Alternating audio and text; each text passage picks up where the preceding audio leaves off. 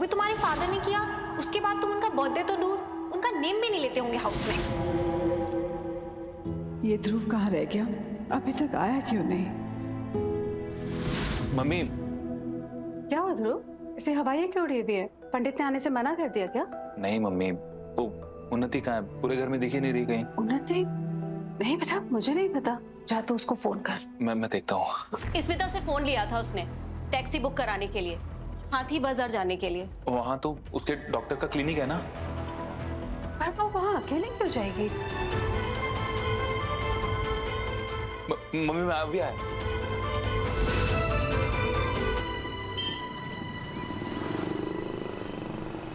पाँच से 6 घंटे तो लगेंगे अबॉर्शन के बाद रिकवर होने में।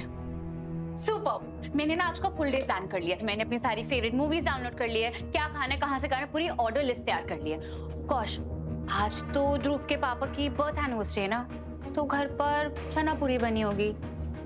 नहीं, आज मैं अपना फेवरेट चाइनीज खाऊंगी, क्योंकि आज है मेरा इंडिपेंडेंस डे। बार बार झूठ बोलने से आजादी मिलेगी, बार बार ध्रुव के सवाल जवाबों से आजादी मिलेगी। आजादी आजादी आजादी। पता है डॉक्टर, जब से मैं प्रेग्नेंट हुई हूँ ना, सब लोग मुझे ही एडवाइसेस देते रहते कि उन्हें तो ये करना, उन्हें तो ये मत करना। पर आज मुझे इन सब एडवाइसेस से आजादी मिल जाएगी और फिर मैं किसी की नहीं सुनूंगी, सिर्फ अपनी सुनूंगी।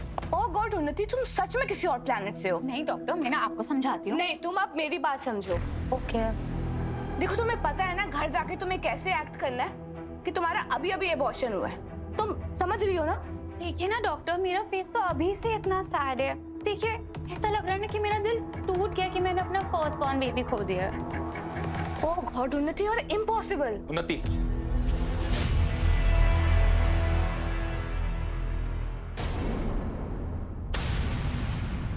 उन्नति तुम यहाँ क्या कर रही हो?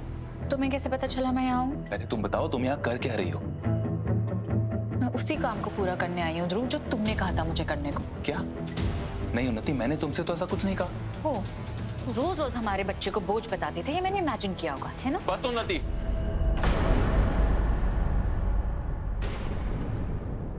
डॉक्टर आपने मेरी परमिशन के बिना मेरे बच्चे को नुकसान पहुंचाने की कोशिश तो नहीं की ना?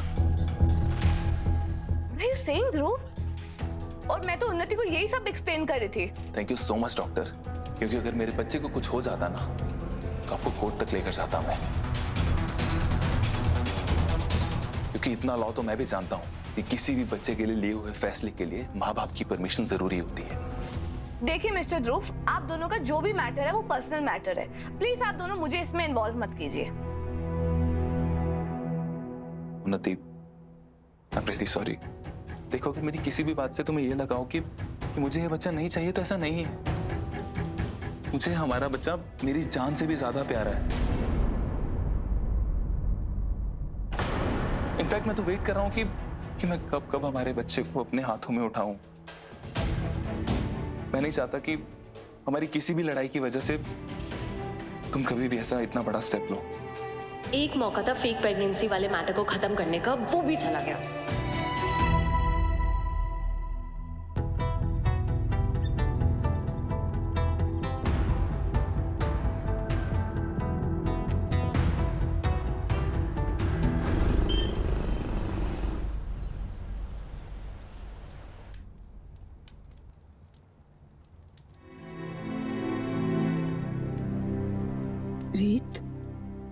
रीत, ध्रुव अभी तक नहीं आया। कब से उन्नति को लेने गया है? मैं देखती हूँ मम्मी।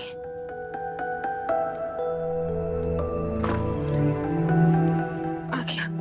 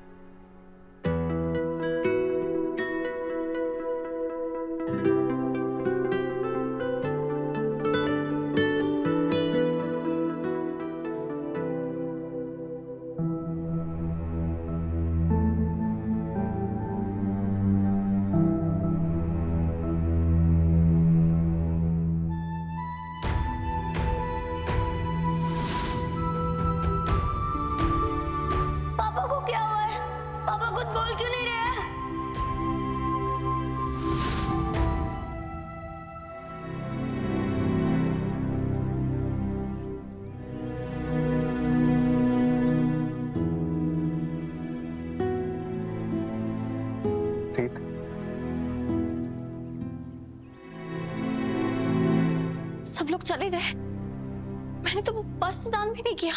रीत, तुमने अपने हाथों से वस्त्र दान किया है। तुम्हारे अंदर चाहे कितनी भी परेशान क्यों ना हो, पर तुम अपनी ड्यूटीज पूरा करना नहीं भूलती।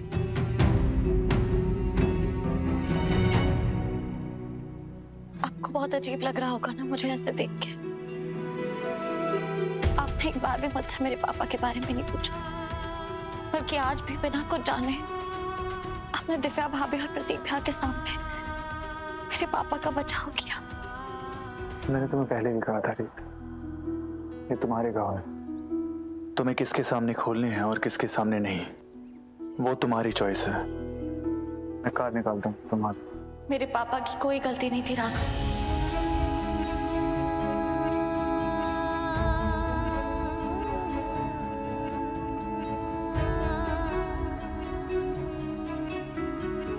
उन पे झूठा इल्जाम लगाया गया, हॉस्टल मेस के केस में उन्हें फंसाया गया। कैसा केस रीत? मेरे पापा एक गवर्नमेंट स्कूल में प्रिंसिपल थे। वहां बच्चों के लिए हॉस्टल के मेस से खाना आता था, जिसकी जिम्मेदारी मेरे पापा की थी। और एक दिन खाना खाने से कई सारे बच्चों की जान चली गई। जांच करने में पता चला कि खाने में मिलावट थी। बस फिर जल्दी जल्दी जांच खत्म करके सारा दोष मेरे पापा पे डाल दिया गया, जबकि ये साफ था राघव कि किसी पैसे वाले इंसान ने अपने पैसों के जोर पे अपना गुनाह मेरे पापा के सर पे डाल दिया। वो तो बच्चों से बहुत प्यार करते थे और अगर जरूरत पड़ती तो उनके लिए अपनी जान भी दे देते, लेकिन बच्चों पे कोई खतरा नहीं आने देते। और उनकी बात किसी ने नहीं मानी और उन्हें खूनी करार दे दिया गया। फिर एक दिन हमें फोन आया कि पापा ने उन्होंने आत्महत्या कर ली।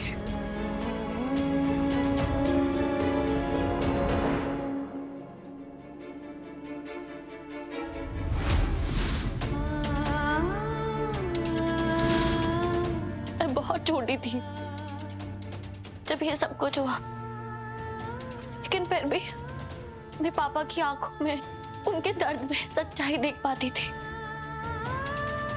मैं उन्हें जानती थी राघव, वो फाइटर थे, वो कभी हार नहीं मान सकते थे। इसलिए आज भी मेरा दिल ये बात मानने से इनकार करता है कि उन्होंने अपनी जान ली होगी। मुझे पता है उनका मर्डर हुआ है, बस उसे आत्महत्या का नाम देकर दबा दिया गया। इसलिए आज भी जब मुझे कोई जीत हासिल होती है ना, तो वो मुझे अधूरी लगती है। खुशी के बजाय वो मुझे दर्द देती है, क्योंकि वो मुझे याद दिलाती है कि मैं वो जीत हासिल नहीं कर पाई जो मेरे लिए, मेरी फैमिली के लिए सबसे ज्यादा जरूरी है। मेरे पापा को बेगुनाह साबित करना, उनके ऊपर से अपराधी होने का दाग हटाना।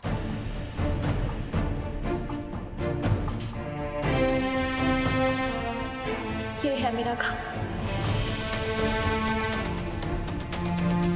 अब दुनिया इस पे मरहम लगाए या नमक, उनकी मर्जी। मेरे साथ आप।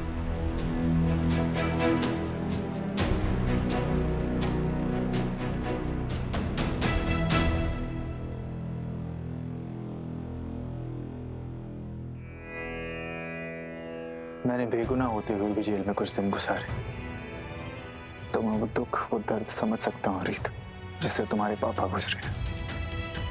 तुम छोटी थी, फिर भी उन्होंने तुम्हारे अंदर वो हिम्मत, वो ताकत डाली कि तुम बड़ी से बड़ी चुनौतियों का सामना कर सकती हो। हाँ रीत, ये तुम्हारी ताकत ही तो है कि मैं आज यहाँ तुम्हारे साथ खड़ा हूँ, जेल में नहीं। तो ये तुम्हारे पापा का मुझ पे कर्ज है, जो मैं उन्हें बेगुनाह साबित करके चुका हूँ।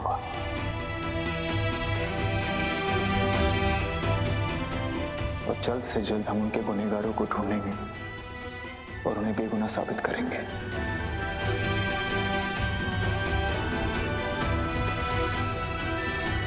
सुना है भगवान से कुछ भी सच्चे दिल से मांगो तो वो मिलता है। मैंने आज तक भगवान से कुछ नहीं मांगा, लेकिन आज मांगता हूं तुम्हारे लिए रीत, कि तुम्हारे पापा जल्द से जल्द बेगुनाह साबित हो जाएं।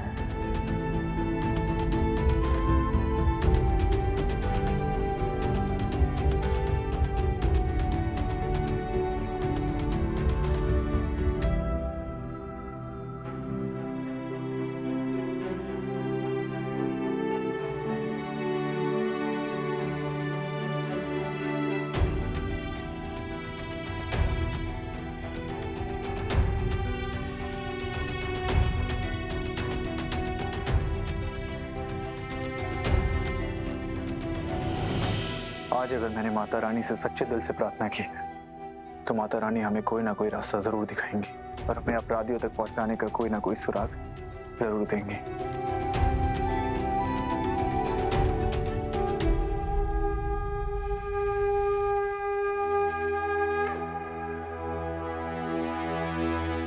या देवी सर्वभूतेषु शक्तिरूपेण संस्थिता नमस्तस्यै नमस्तस्यै नमस्तस्यै नमो नमः। या देवी सर्वभूतेषु मातृरूपेण संस्थिता नमस्तस्यै नमस्तस्यै नमस्तस्यै नमो नमः।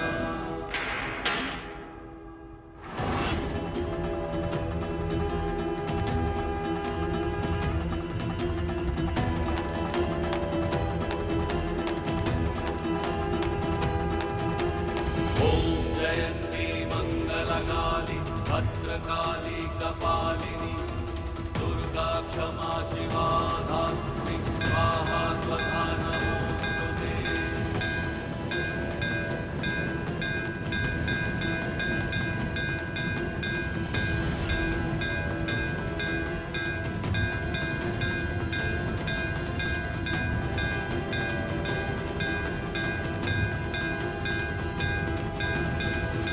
जयन्ती मंगलकाली भद्रकाली कपालिनी दुर्गा क्षमा शिवा धात्री स्वाहा स्वधा नमोस्तुते।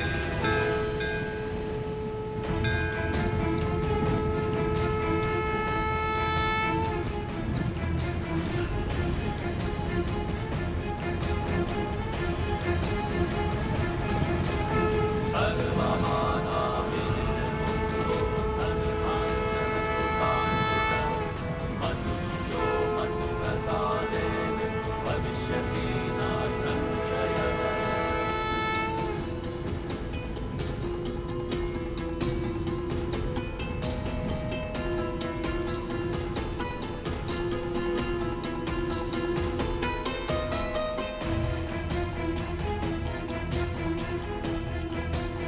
सर्वबाधा विनिर्मुक्तो धनधान्यसुखान्वितः मनुष्यो मत्प्रसादेन भविष्यति न संशयः। ये तो बहुत शुभ संकेत है। पूजा का उद्यापन होते ही माता रानी ने आप दोनों को आशीर्वाद दे दिया। आज आपकी सारी मनोकामना माता रानी पूरी करेंगी। जय माता दी, जय माता की, जय माता की, जय माता की।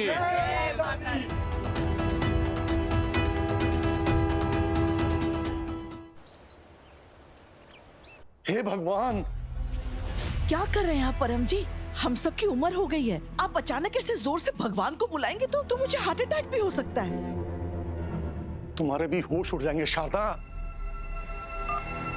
ये देखो, इस वक्त की सबसे बड़ी खबर आ रही है। निश्चल बिल्डर्स के मालिक ने जेल में सुसाइड कर ली है। कहा जा रहा है कि इस सुसाइड की जांच होगी।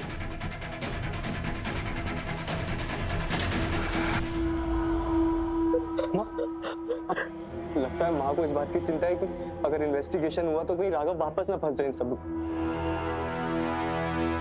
राघव क्यों फंसने लगा? लोग क्या, अब तो पुलिस भी जानती है कि राघव कितना नेक इंसान है। और अगर सच में इस आत्महत्या के पीछे किसी की साजिश है तो पुलिस आज नहीं तो कल इन क्रिमिनल्स को ढूंढ निकालेगी। शांत शांत हो जाओ, माँ शांत हो जाओ, बैठो इधर। क्या हुआ शारदा? बैठो। देखो, पापा कह तो रहे हैं ना कुछ नहीं होगा राघव को, और वैसे भी इस मक्कार को अपने किए की सजा मिली है। अंदर चलो, आराम करो माँ। तुम अंदर जाके आराम करो। लगता है राघव की गिरफ्तारी ने ना इसको अंदर से काफी डरा दिया। बाबा मैं कोशिश करूंगा आगे से तुम्हारे सामने ऐसी कोई बात ना करूं। आओ, अंदर चलो, आराम करो। आओ, ले जा बेटा।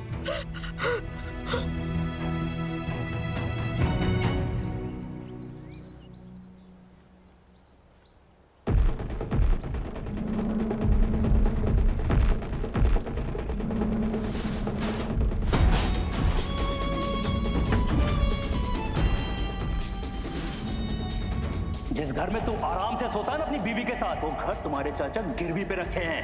अगर सही समय पर पैसे नहीं लौटाए तो पूरे खानदान को घर से बाहर कर दूंगा और रोड पे भीख मांगते नजर आओगे।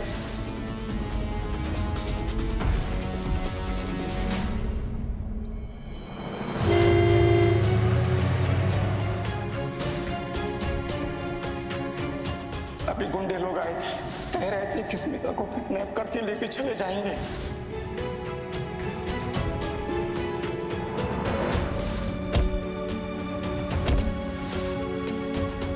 तो ऐसा नहीं मानेगा। नहीं, तब तक क्या अपनी चाबी रखी, मैं बाकी के पैसे देता हूँ।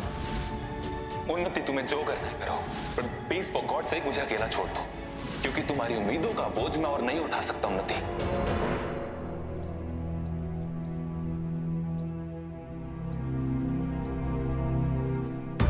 जिस लड़की के मुंह खोलने से पहले उसकी सारी पसंदीदा चीजें उसके सामने होती थी, वो छोटी छोटी खुशियों के लिए उनके सामने हाथ फैलाती है।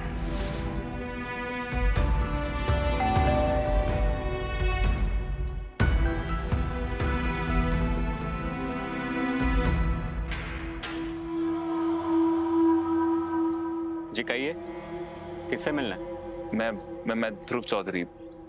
मुझे मेरे एक कोलीग विनोद ने भेजा है। ध्रुव चौधरी? विनोद ने बताए थे तुम्हारे ईमानदारी के किस्से। मुझे आपका ऑफर मंजूर है। मुझे तो लगा था तुम कभी नहीं मानोगे। मेरे पास और कोई ऑप्शन नहीं है इस टाइम। आपकी सारी कंसाइनमेंट पास करने को रेडी हूँ। बदले में मुझे फौरन पैसे चाहिए, 25 लाख।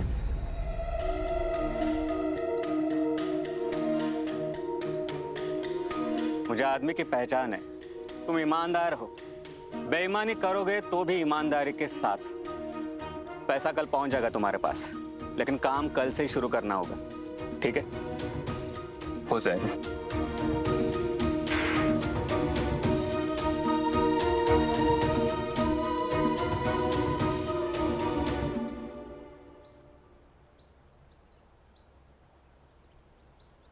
सुनिए, वो धर्म चौधरी का घर किधर है?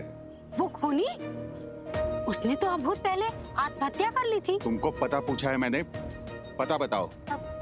वो ये सामने वाला घर उसी का है। परिवार यही रहता है अब तक। अच्छे लोग हैं।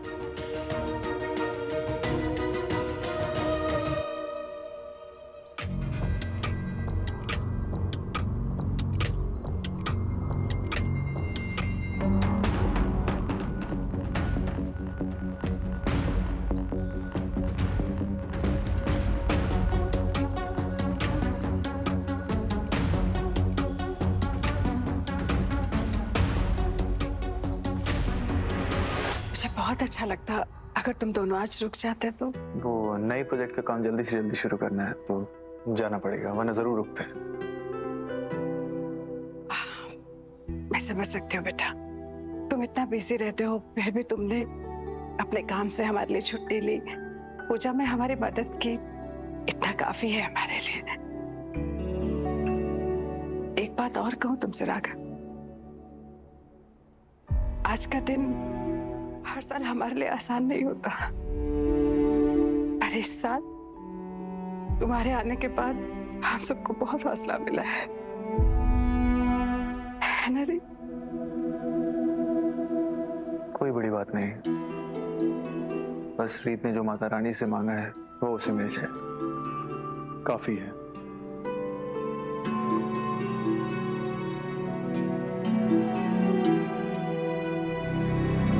खुश रहो बेटा।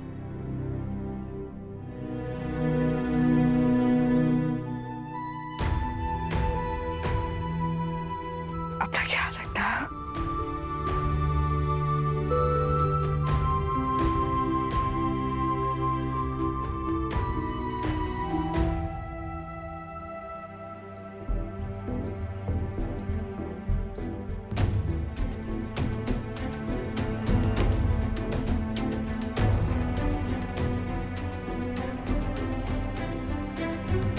आप किसी को ढूंढ रहे हैं? धर्म चौधरी का घर यही है क्या?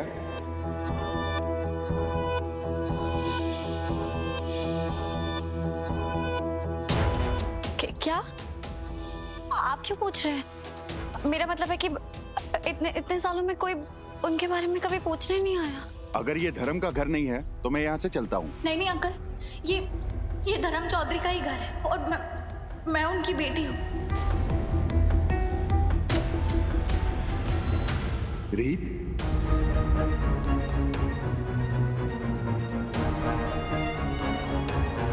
आपको मेरा नाम कैसे पता है? धर्म हमेशा तुम्हारे बारे में बात करता रहता था। मेरी रीत ऐसी है, मेरी रीत वैसी है। आप कौन है और आप रीत के पापा को कैसे जानते हैं? उसका दोस्त था मैं, उसके साथ जेल में था। हाँ, मैं उसकी तरह बेकसूर तो नहीं था। बहुत सारे क्राइम कर चुका हूं और उसकी सजा काट रहा था मैं जेल में। पर जेल में हर वक्त मैं यही सोचता था कि मैं एक दिन उसे इंसाफ दिलवाऊंगा। कम से कम एक अच्छा काम करके मैं चैन से मर जाऊं। आप मेरे पापा के बारे में क्या जानते हैं? बेटा, मैं इतना तो जरूर जानता हूं कि उसने जेल में आत्महत्या नहीं की थी, उसका खून कर दिया गया था।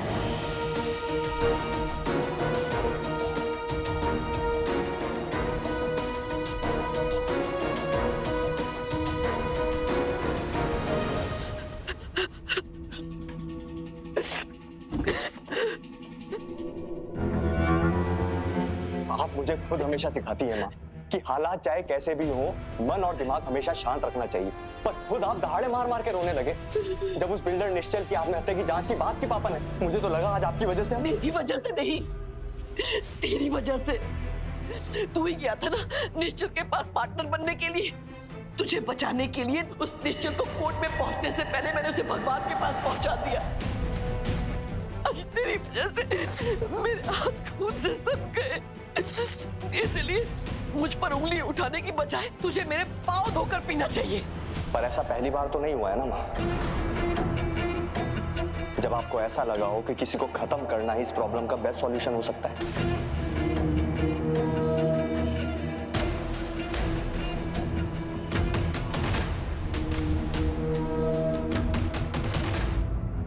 सही कह रहा हूं ना मैं?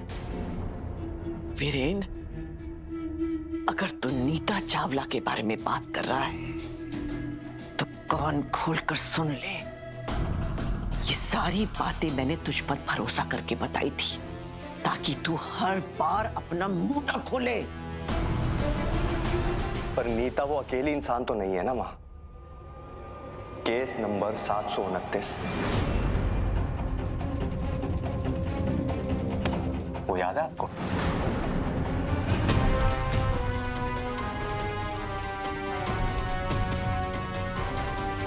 याद आया? आप हमेशा यही करती हैं माँ। आपको कोई परेशान करता है तो पहले उसे जेल जाना पड़ता है और फिर वो वहां आत्महत्या कर लेता है ना माँ? तुझे कैसे पता चला? अब जिसकी माँ इतनी समझदार हो तो बेटे को थोड़ा होशियार तो बनना पड़ता है ना। और अपनी समझदार माँ की इंफॉर्मेशन निकालने से बढ़िया और क्या हो सकता है? हाँ माँ, मैं सब जानता हूँ इस केस के बारे में। कुछ नहीं जानता, तुझे कुछ नहीं पता। तो मुझे बताइए ना माँ, मैं जानना चाहता हूँ। क्या जानना चाहता है? सब कुछ। सब। उन दिनों हमारी केटरिंग कंपनी हुआ करती थी। बड़े भैया यानी कि राघव के पिता ने उस केटरिंग कंपनी को मुझे संभालने के लिए दी थी। हम स्कूलों में गरीब बच्चों में खाना सप्लाई करते थे। एक बार खाने में मिलावट की वजह से बहुत सारे बच्चे बीमार हो गए, कुछ बच्चों की मौत हो गई। फूड स्कैम में मेरा नाम सामने ना आए, इसलिए मैंने सारा दोष उस स्कूल के प्रिंसिपल के सर पे डाल दिया। पुलिस ने उसे अरेस्ट कर लिया। बड़े भैया की कंपनी का नाम बदनाम ना हो और मेरे नाम पर आज ना आए, इसलिए मैंने फौरन कंपनी बंद कर दी और उस कंपनी का नामो निशान तक मिटा दिया। पता नहीं इत्तेफाक है माता रानी का दिखाया हुआ रास्ता कि आप आज के दिन हमारे घर आए, क्योंकि आज ही मैंने और मेरे पति ने कसम खाई थी कि हम पापा के मुजरिम को सजा दिलाएंगे और उन्हें बेकसूर साबित करेंगे। आप प्लीज मुझे सब कुछ बताइए, जो भी आप पापा के केस के बारे में जानते हैं। केस नंबर 729, यही नंबर दिया था तुम्हारे पापा के केस को, और एक पल में धर्म चौधरी कैदी नंबर 729 बन गया। और वो नंबर कोई तमगा नहीं था बेटा, वो एक दाग बन गया था जिसने तुम्हारे पापा को तोड़ दिया था। वो आया था मुझसे मिलने, उसने कहा कल तक मैं एक पति था, एक पिता, एक प्रिंसिपल, एक दोस्त, एक भाई, और आज केवल एक नंबर हूं। पर पापा तो कह रहे थे कि वो जेल में ठीक है, उन्हें कोई परेशानी नहीं है। और क्या कहता है एक बाप अपनी छोटी सी बच्ची से। लेकिन मैं जानता हूं वो रोज पुलिस से भीख मांगता था एक फोन करने के लिए, और पुलिस ने उसकी एक बात नहीं सुनी। और मैं तो ठहरा पुराना क्रिमिनल, तो मैंने जुगाड़ कर दिया था। मैंने अपने लिए जेल के अंदर एक फोन मंगवाया था, लेकिन धर्म के चेहरे पर एक सच्चाई देखकर मैंने सोचा कि वो फोन धर्म को दे दूं, ताकि वो फोन करे और तुमसे बातें करे बेटा।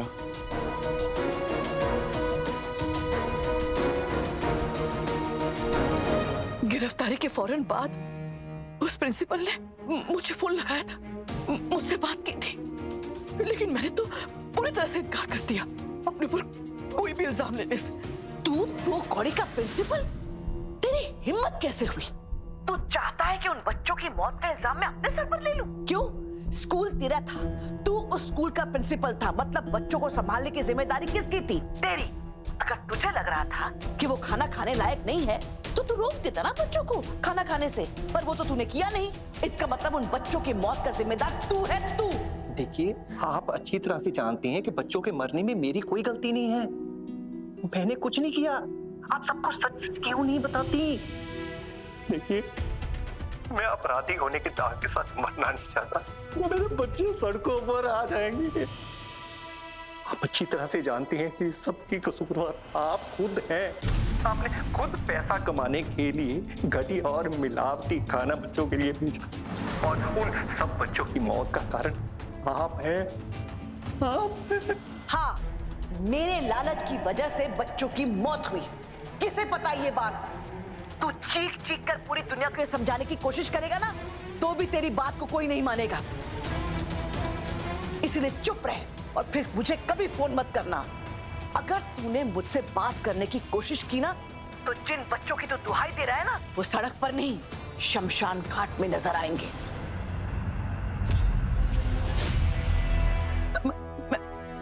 आपकी हिम्मत कैसे हुई एक बेकसूर इंसान को फंसाने की?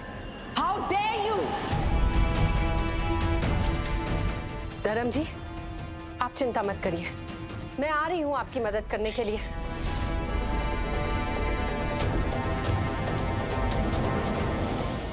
उस समय धर्म को लगने लगा कि दुनिया में अभी भी इंसानियत नाम की चीज जिंदा है। वो मुझे कह रहा था कि वो एक औरत आने वाली है उसे बचाने के लिए। उसने मुझसे कहा कि वो औरत बहुत नेक है और वो सब कुछ दांव पर लगा देगी धर्म को बचाने के लिए।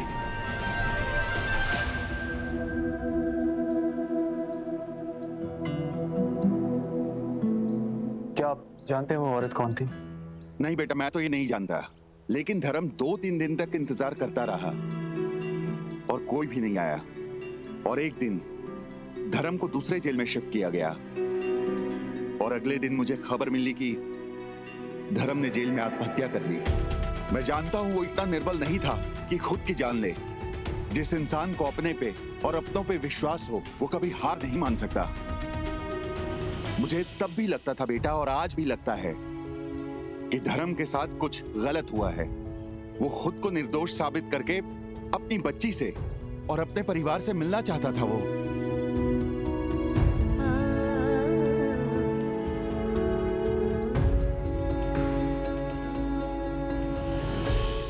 जेल तक नहीं पहुंच पाई थी। बस वो प्रिंसिपल था जो मुझे जेल पहुंचा सकता था, तो मैंने उसे पुलिस स्टेशन में ही मरवा दिया और ऐसा साबित किया कि उसने आत्महत्या की है। बस अब कोई नहीं था मुझे और मेरा नाम उस हादसे के साथ जोड़ने के लिए। तो इससे पहले नीता चावला पुलिस स्टेशन पहुंचती और वहां जाके सबको सच बताती कि उन बच्चों की मौत आपकी वजह से हुई है, आपने उन्हें ट्रक से उड़वा दिया, है ना? हाँ।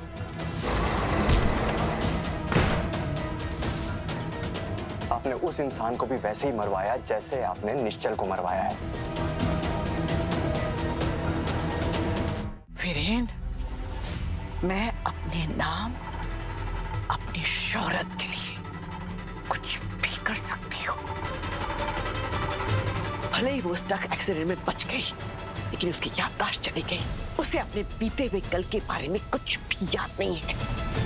इसीलिए अब नीता चावला मेरे लिए कोई खतरा नहीं है। मैं हमेशा से जानती थी कि पापा बेकसूर है। मेरा दिल ये मानने को तैयार ही नहीं था कि वो अपनी जान ले सकते हैं। पर अब क्या फायदा, इतने साल बीत गए और मैं कुछ नहीं कर सकी उन्हें बेकसूर साबित करने के लिए।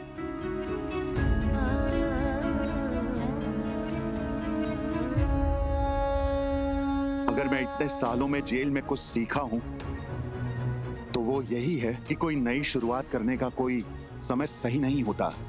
हमें ये नहीं पता होता कि जिस उम्मीद को हम छोड़ चुके हैं वही उम्मीद फिर कब हमारे दरवाजे पर आकर दस्तक दे। आज मेरे पास ज्यादा समय नहीं है, लेकिन मैं खुश हूं कि मैं कुछ बदल सकता हूं, अपनी जिंदगी संवार सकता हूं। अगर मेरे में वो करने की इच्छा शक्ति है तो हाँ बेटा, खुद को बेकसूर साबित करने की जो जिद धर्म में मैंने देखा, वही जिद तुम्हारी आंखों में भी मैं देख रहा हूं। इस जिद को अपनी कमजोरी नहीं, अपनी ताकत बना लेना और अपने पापा को बेगुनाह साबित करने की शुरुआत कर। नीता चावला मेरे लिए कोई खतरा नहीं है। कोई खतरा नहीं है? मतलब कैसी बात कर रहे हो माँ? याददाश्त चली गई तो वापस भी तो आ सकती है ना। आप मुझे बोलते हो कि मैं बड़ा लापरवाह हूं, पर आपको शायद अंदाजा भी नहीं है आपने पीछे कितने सबूत छोड़ रखे हैं। किसी ने अगर सूंघना शुरू किया ना तो उसे आप तक पहुंचने में ज्यादा टाइम नहीं लगेगा। कैसी बात कर रहा है वीरेन? आज के जमाने में एक आदर्शवादी बेवकूफ प्रिंसिपल के बारे में कौन सोचता है? ऐसे लोगों के जीने मरने से किसी को कोई फर्क नहीं पड़ता। मेरे अतीत की वो कहानी कब की खत्म हो चुकी है, लेकिन आज हमें इस बात पर ध्यान रखना है कि तेरे और निश्चल के कनेक्शन के बारे में किसी को पता ना चले। उस निश्चल की कहानी को हमेशा हमेशा के लिए मिटा देना होगा। क्या आपके पास कोई भी सुराग है या आपको कोई भी बात याद हो जो हमें उस औरत तक पहुंचा सके जिसे उस दिन रीत की पापा ने कॉल किया था? मैं खाली हाथ नहीं आया हूं बेटा, मेरे पास फोन की रिकॉर्डिंग है।